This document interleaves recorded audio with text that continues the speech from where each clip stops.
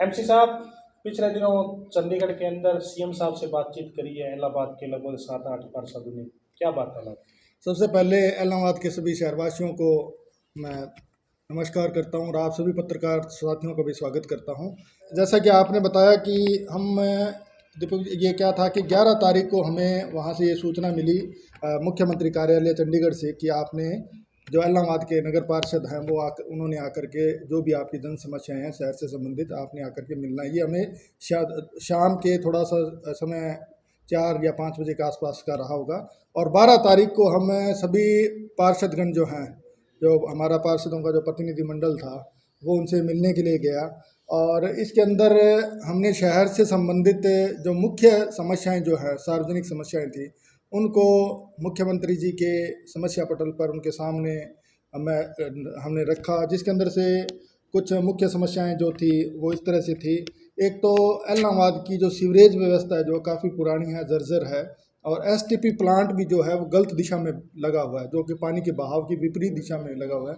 हमने उनसे निवेदन किया कि इसकी कैपेसिटी बढ़ा करके इलाहाबाद के पश्चिम दिशा के अंदर इसको बनाया जाए और जितनी भी सीवरेज की पाइपलाइन जो पुरानी हो चुकी हैं, जर्जर हैं, इनको वापस रिप्लेस किया जाए, नई पाइपलाइन बिछाई जाए। एक तो समस्या ये थी। और दूसरी, हमने इलाहाबाद शहर के अंदर क्या है कि आधे शहर के अंदर तो पीने का पानी नहरी आता है और आधे के अंदर बोरवेल का पानी जो है वो पिया जा रहा है, जो कि काफ़ी नुकसानदेह है।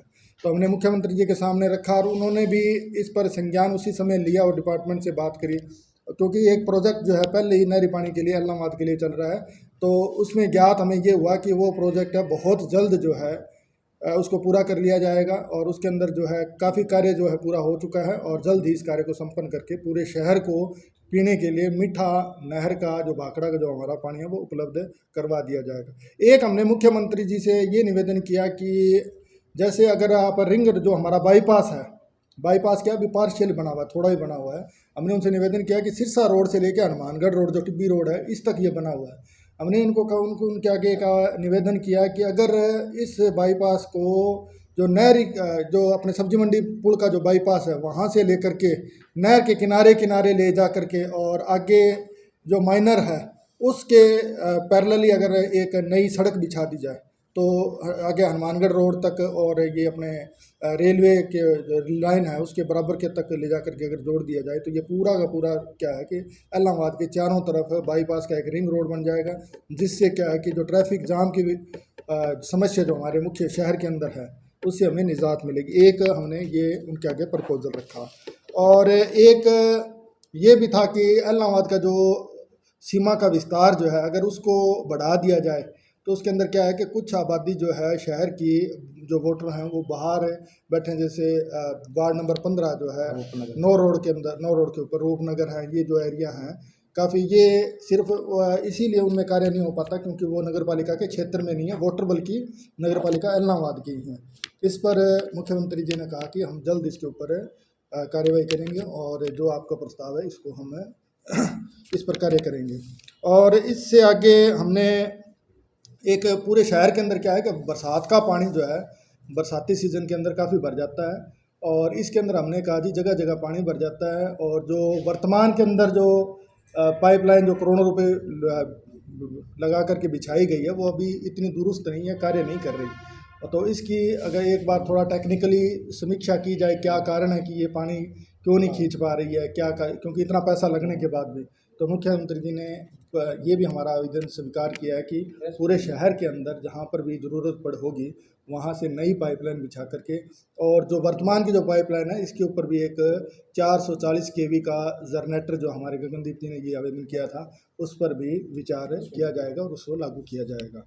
और इस तरह से ये एक हमारी नगर शहर की कुछ समस्याएं थी जिनके ऊपर हमने मुख्यमंत्री जी को आवेदन दिया था।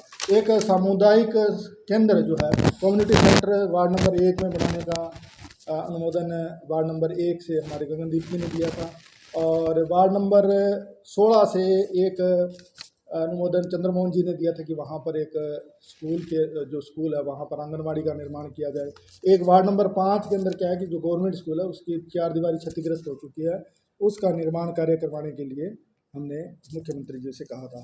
और बड़े ही सौहार्दपूर्ण माहौल के अंदर ये मुख्यमंत्री जी ने सारी समस्याएं हमारी सुनी और एक एक करके पूरे शहर का हालचाल सुना। और एक मुख्यमंत्री जी ने विशेष जो इंटरेस्ट इस बात पर लिया कि आपके क्षेत्र के अंदर कोई भी अगर नशे के को बढ़ावा देता है तो उसकी सूचना जो है आप हमें दें।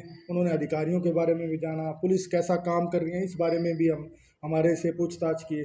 और उन्होंने ये कहा कि नशे के ऊपर अगर कोई भी व्यक्ति कार्य कर रहा है और इसको बढ़ावा दे रहा है तो उसकी सूचना आप वहाँ की पुलिस को दें। अगर पुलिस मदद नहीं कर रही है, आपको लग रहा है कि वो इच्छुक नहीं है, तो आप सीधे मुख्यमंत्री निवास से आप संपर्क करके इसकी सूचना दें और हम इसके ऊपर कठोर कार्रवाई करेंगे।